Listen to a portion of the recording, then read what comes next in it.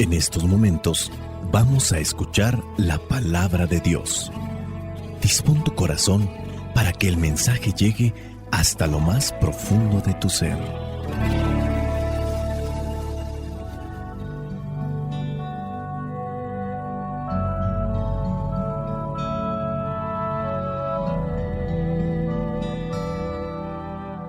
El evangelio que la iglesia nos presenta para el día de hoy corresponde a Lucas capítulo 2, versículos del 36 al 40. Dice así: También estaba allí una profetisa llamada Ana, hija de Penuel de la tribu de Aser. Era ya muy anciana, se casó siendo muy joven y había vivido con su marido 7 años. Hacía ya 84 años que se había quedado viuda. Nunca salía del templo, sino que servía día y noche al Señor con ayunos y oraciones. Ana se presentó en aquel mismo momento y comenzó a dar gracias a Dios y a hablar del niño Jesús a todos los que esperaban la liberación de Jerusalén. Después de haber cumplido con todo lo que manda la ley del Señor, volvieron a Galilea, a su propio pueblo de Nazaret, y el niño crecía y se hacía más fuerte, estaba lleno de sabiduría y gozaba del favor de Dios. Palabra de Dios, te alabamos, Señor. Señor Jesucristo, nuestro divino Salvador, enseñando a los hombres el fuego de tu amor.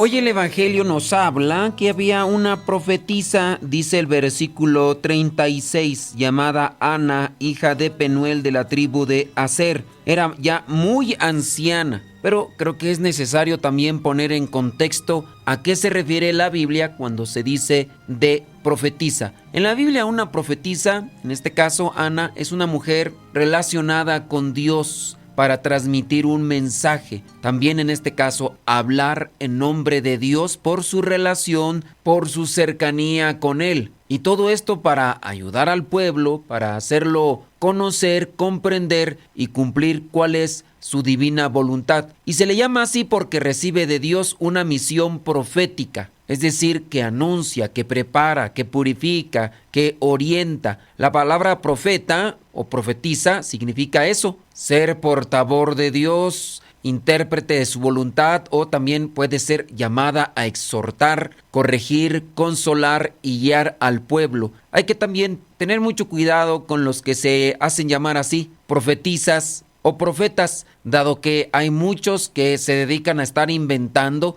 o a decir cosas que pudieran suceder, no tanto porque tengan una relación con Dios, sino porque tienen una relación con el diablo. El diablo, recordemos, es más inteligente que nosotros, ha permanecido aquí más tiempo que nosotros. Ya lo dice el refrán, más sabe el diablo por viejo que por diablo. Regresando a lo que es esta profetisa Ana, dice que se casó, dice, siendo muy joven, había vivido con su marido 7 años y ya después pasó como viuda 84 años. Dice que nunca salía del templo, sino que servía día y noche al Señor con ayuno y oraciones. Ya desde que es catalogada como profetisa, obviamente nos da a conocer el resultado de lo que vendría a ser esto que hace, ayunos y oraciones. Si bien el don de profecía es un regalo de Dios, también nosotros debemos de disponer nuestra vida para que Dios pueda regalarnos esos dones con los cuales uno puede ver, uno puede hacer y compartir un mensaje de parte de Dios.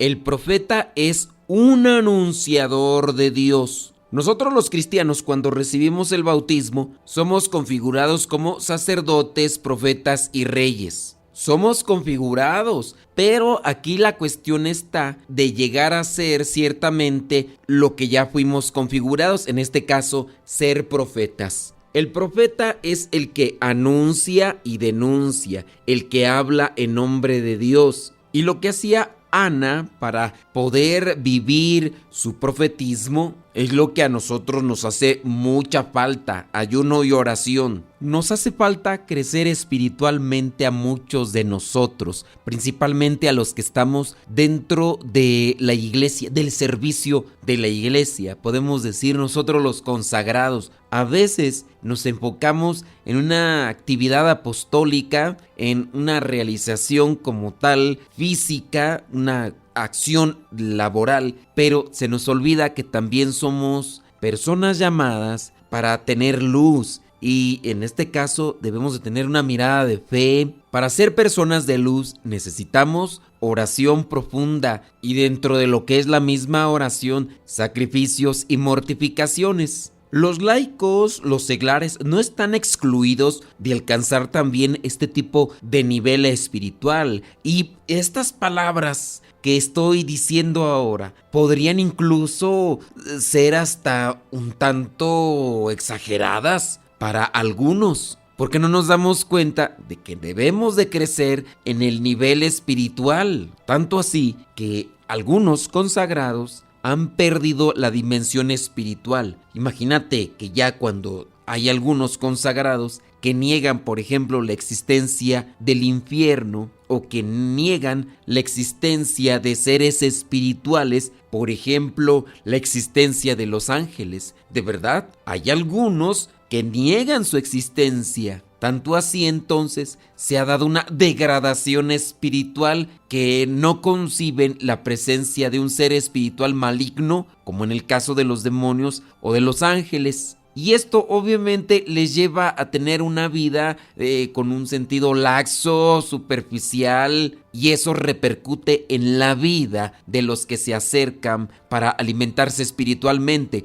que los puede llevar a perder la fe, a desorientarse en el camino hacia Dios. Nos pedirá cuentas, sin duda, Dios en su momento. Por ahí en algún pasaje de la Biblia dice Jesús: ay de aquel que haga tropezar o perder la fe a uno de estos pequeños. Más le valdría amarrarse una piedra de molino al cuello y arrojarse a un río que hacer que pierda la fe uno de estos pequeños.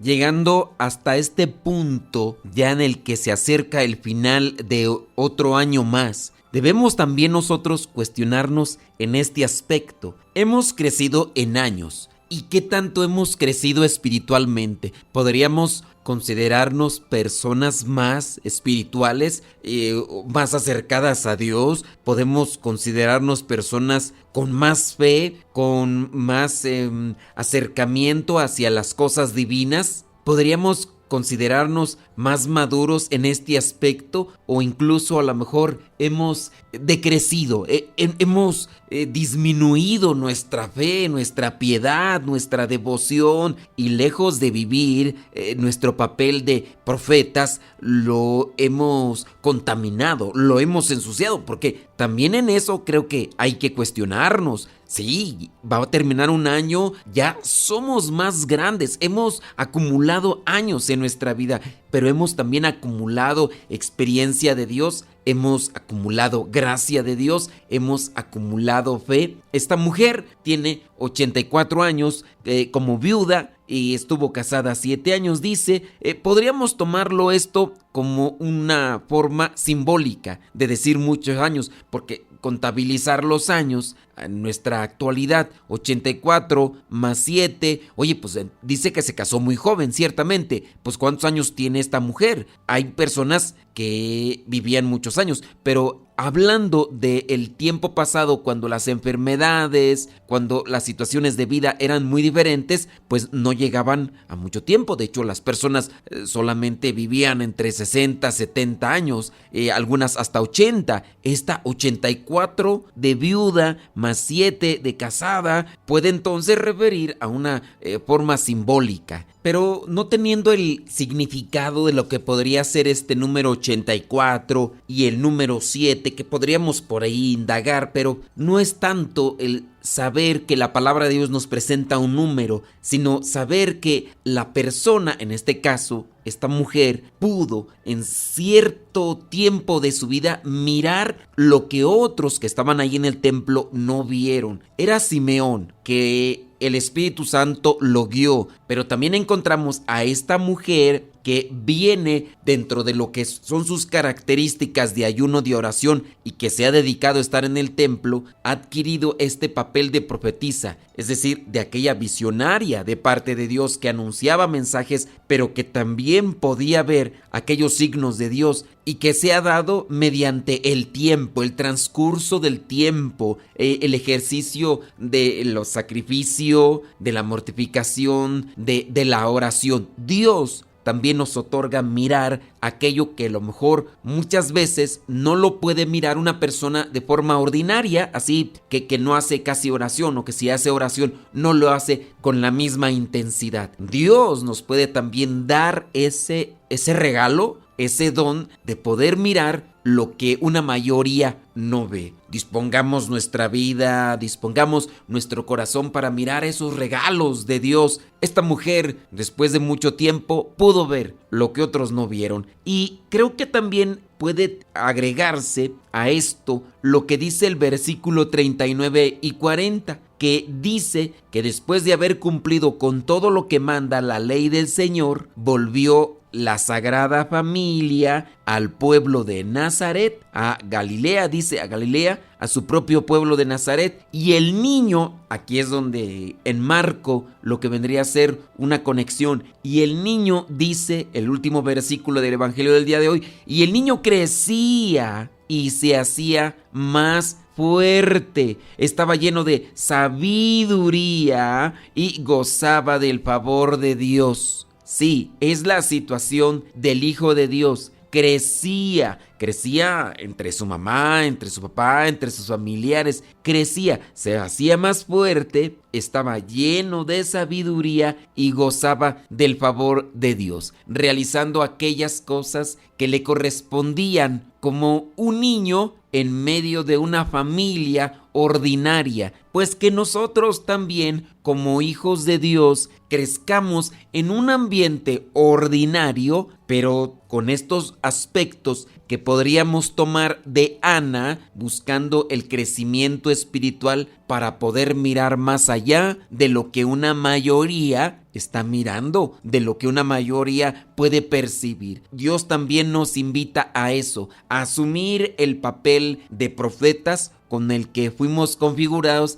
en el momento del bautismo, pero para poderlo asumir bien, para poder tener una experiencia, para poder tener la capacidad de ser profetas, tenemos que unirnos a Dios en la oración, en la meditación y la reflexión, en el ayuno, en el sacrificio y la mortificación. Casi al terminar este año, te pregunto yo, ¿qué cosas has hecho para crecer espiritualmente? ¿Qué cosas has hecho dentro de lo que vendría a ser una mortificación? ¿Ayunas? ¿La oración? ¿Qué tipo de oración haces? Y la oración que haces, ¿de qué calidad la haces? Porque puede ser que hagamos oración, pero no la hacemos con calidad, y por eso muchas de las veces no vemos los signos de Dios, o también no anunciamos los mensajes de Dios. Que el Espíritu Santo nos ilumine, nos dé esa sabiduría para que podamos mirar más allá de lo que la gente ordinariamente ve, que veamos las cosas de Dios y sobre todo que vivamos conforme al plan de Dios. Soy el Padre Modesto Lule, de los misioneros servidores de la palabra. La bendición de Dios Todopoderoso, Padre, Hijo y Espíritu Santo, descienda sobre cada uno de ustedes y les acompañe siempre. Vayamos a vivir la palabra.